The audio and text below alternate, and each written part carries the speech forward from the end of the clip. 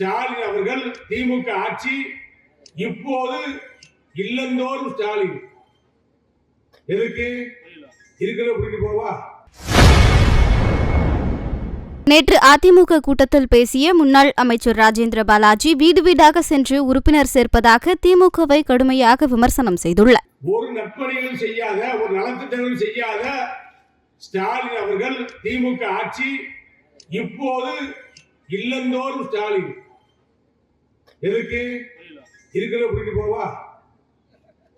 ஏற்கனவே கூட்டிட்டு போதாதா? வீட்டு வீடுக்கு போறாங்க. இப்ப வீட்டு வீட்டுக்கு கதவை தட்டி உங்களுக்கு ரூபா வந்துச்சா, அரிசி வருதா, ரேஷன் கடையில் அரிசி கொடுத்தாங்களா, மண்ணை கொடுத்தாங்களா, பருப்பு கொடுத்தாங்களா? அவங்கவுங்க பொம்பளை வயிற வசவ தாங்க முடியாம ஓடி போயிட்டு இருக்காங்க. இப்ப கோர்ட்டே தடை பண்ணிடுச்சு.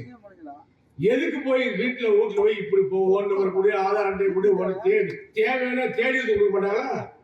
வீட்டு வீட்டுக்கு போய் கதை தட்டேன். அது சில இடங்கள்ல மாப்பிள்ளை இல்லாத இடத்துல போய் கதை தட்டுது. அடி வாங்கி வந்திருக்கேன் திமுக உதவாங்கிருக்கா. கேவலமா இல்லையா? உனக்கு அசிங்கமா இல்லையா? அவமானம் இல்லையா? அண்ணா உருவாக்கிய திமுக ரோசத்துக்கு மானத்துக்கு பேர் பெற்ற நீதி கட்சியிலிருந்து புறப்பட்ட தீக்காலிருந்து புறப்பட்ட திமுக, அண்ணா உருவாக்கிய திமுக கேவலம் கட்டு போய் வீடு வீடா போய் உறுப்பினர் சேர்க்கிறைய உனக்கு வெக்கமா இல்லையா? அவமானம் இல்லையா? அண்ணா திமுக நிர்வாகிகள் யாராவது போய் வீடு வீடா போய் நாங்க உறுப்பினர் சேர்க்க சொன்னோமா? 2 கோடிக்கு மேல் தொண்டர்கள் இன்னைக்கு அண்ணாதிமுக இருக்காங்க. நான் அப்படி கேட்டா இளங்கோவை சேர்த்தாரா, மணிவை சேர்த்தாரா, முன்னாள் சட்டமன்ற உறுப்பினர் வெற்றிவேலு சேர்த்தாரா?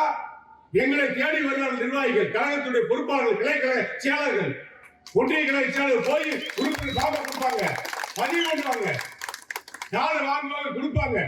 நீ கிடப்பட கையப்ப போட்ட பொதுச்சாலை கையப்ப போட்ட காடு 2.5 கோடி பேருக்கு போயிருக்கு. இப்படியா சேர்த்த வீடு வீடா போய் பிச்சை எடுத்தமா? உறுப்பினர் சேர்ந்து மிரட்டமா? நீ உறுப்பினர் சேர்ந்தாதான் உனக்கு ரூபா கிடைக்கும் சொன்னமா?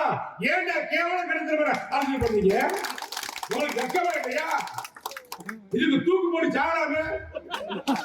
இந்த பதவி தேவையா?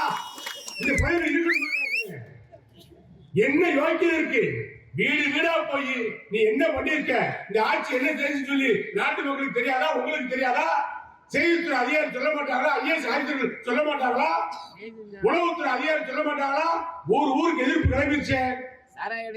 ஊருக்கு எதிர்ப்பு கிளம்பிருச்சு. சாராய கடை திறந்து வச்சாச்சு. வாசல் நிம்மதியா போய் கோட்டை முடிவு போனா அங்கேயே விட மாட்டாங்க. பெரிய ஒரு கோட்டை. செய்திகளை உள்ளது உள்ளபடி தெரிந்து கொள்ள ரெஃப்ளெக்ட் நியூஸை சப்ஸ்கிரைப் பண்ணுங்க.